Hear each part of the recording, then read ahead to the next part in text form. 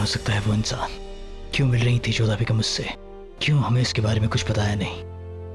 क्या वो किसी दबाव में है या किसी साजिश का शिकार हो रही हैं?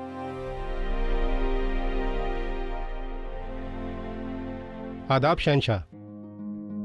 हुजूर, आपके हुक्म के मुताबिक हमने उस झोपड़े की तफ्तीश की है और छानबीन से हमें ऐसा कुछ नहीं मिला जिससे कि कोई नतीजा निकाला जा सके। कभी कभार रात को कोई भिखारी वहां आकर आसरा लेता है, मगर कल रात को वहां कोई नहीं था। हुजूर, हुजूर, कल रात वहां कोई नहीं था हुजूर। होता भी कैसे अदका साहब, क्योंकि वो इंसान तो जोधा बेगम से दरिया के किनारे मिला था। शुक्रिया अदका साहब, बस यही जानना चाहते थे। आप जा सकते हैं। गुस्ताखी मुआफ हुजूर, मगर आप कुछ परेशान लग रहे हैं। अगर आप चाहें तो अपने दिल की बात हमसे कह सकते हैं, शायद हम आपकी कोई मदद कर सकें।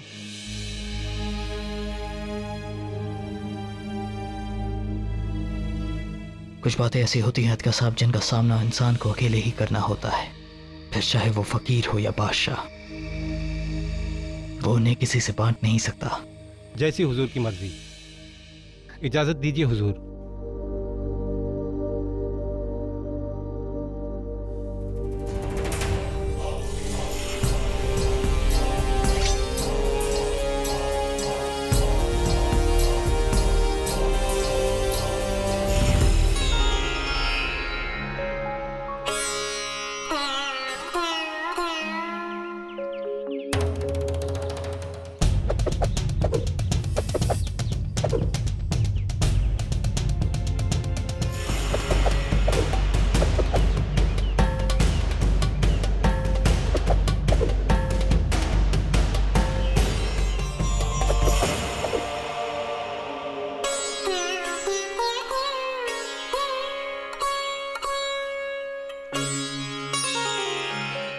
मोती, हम शहंशाह को आरती और प्रसाद देकर आते हैं। शहंशाह,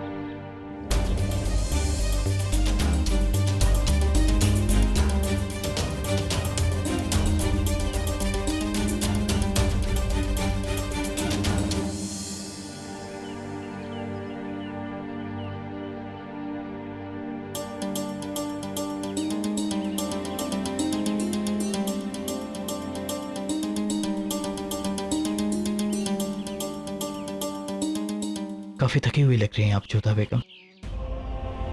क्या कल रात भी ठीक तरह से नींद नहीं मिली आपको? हम आपके विषय में सोच रहे थे शहंशाह। बताइए। शहंशाह, हमें लगता है कि आपके प्राणों पर अब भी संकट है। जानते हैं हम जोधा बेगम, अभी हाल फिलहाल में ही आपके भाई सूजमल ने हम पर हमला किया था। आप समझ नहीं रहे, इस महल में कोई है जिससे आपको संकट है। बेनजीर मारी गई अबुल मालिया आगरा छोड़कर भाग गया है, अब हमें किससे खतरा है जोधा बेगम? परंतु आपके शत्रु तो समाप्त नहीं हुए ना भी। तो आप यही कहना चाह रही हैं जोधा बेगम कि जिसे हम अपना समझते हैं हमें उसी से खतरा है? जी, कोई है इस महल में, और वो जोधा बेगम, एक शहंशाह को दुश्मनों से ज्यादा अपनों से ही खतरा होता है। आप तनिक भी आश्चर्यचकित नहीं हो रहे हैं? बहुत गंभीर बात है। अब तो आदत से पड़ गई है जोधा बेगम।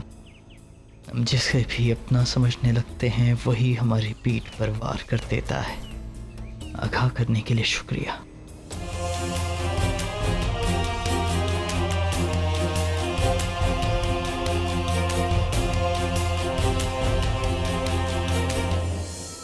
सुना है कि जो भी गुलाम रखेंगे उन पर सख्त कार्रवाई होगी।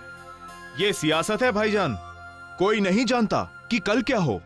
हाँ, आज शहंशाह की मर्जी है तो गुलाम आजाद घूम रहे हैं, कल हो सकता है नजारा बदल जाए। जो भी हो, शहंशाह एक के बाद एक फैसले करते जा रहे हैं अवाम के लिए। मुझे लगता नहीं कि हमारे शहंशाह बदलने वाले हैं। क्या कोई और राज करेगा? इतने यकीन से मत कहो, शहंशाह पर भी तो हमले हो रहे हैं। तख्त बहुत बुरी चीज होता है और अक्सर शहंशाह के नजदीकी लोग ही तख्त की ख्वाहिश कर बैठते हैं। पर ये सब कौन कर रहा है? मगर जो भी कर रहा है शहंशाह का करीबी ही।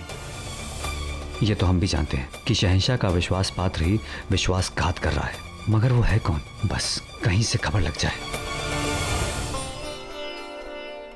आदाब बेगम साहिबा, आपने हमें याद फरमाया। जी, बैठिए। हमें जानना चाहते हैं पिछले कुछ दिनों में जो भी निर्णय हमने लिए हैं वो ठीक से लागू हुए या नहीं, या जो कुछ भी हमने सुधार के आदेश दिए थे वो हो रहे हैं या नहीं।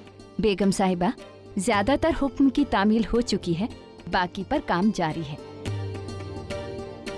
संबल से कुछ जेवरात आए हैं बेगम साहिबा, आप इन्हें देख लें और तय कर दें कि हरम में कैसे कैसे बांटना है और आपको क्या रखना है, बाकी बेगमात को क्या क्या देना है। नहीं, इस विषय पर आज हम कोई बात नहीं करेंगे। वैसे भी ये निर्णय हम नहीं करने वाले। मगर बेगम साहिबा, हरम तो आपके अख्तियार में है, ये सब तो आपको ही तय करना होगा। नहीं, कल से हम हरम के कार्यभार से मुक्त हो रहे हैं। अब ये निर्णय वही लेगी जो हरम की नई उत्तराधिकारी होगी। आप पिछले दिनों का हिसाब तैयार कीजिए ताकि इसे नई पदाधिकारी को सौंपा जा सके। जो हुक्म बेगम साहिबा। आदाब।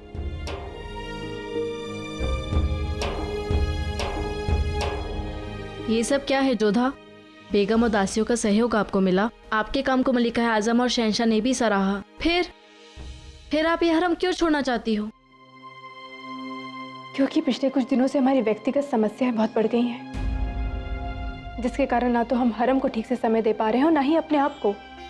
तुम तो देख ही रही हो ना, पिछले कुछ दिनों से हम हरम का कार्य भी ठीक से नहीं कर पा रहे हैं। और वैसे भी जो हमें करना था वो हम कर चुके हैं।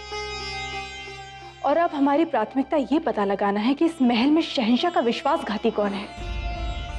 मोती, तुम अम्मी जान और हरम की बाकी बेगमों को हरम के बड़े वाले कक्ष में हमसे मिलने की सूचना दो। और हाँ, शहंशाह को भी अनुरोध भिजवाओ कि हरम में हम उनकी उपस्थिति चाहते हैं। ठीक है।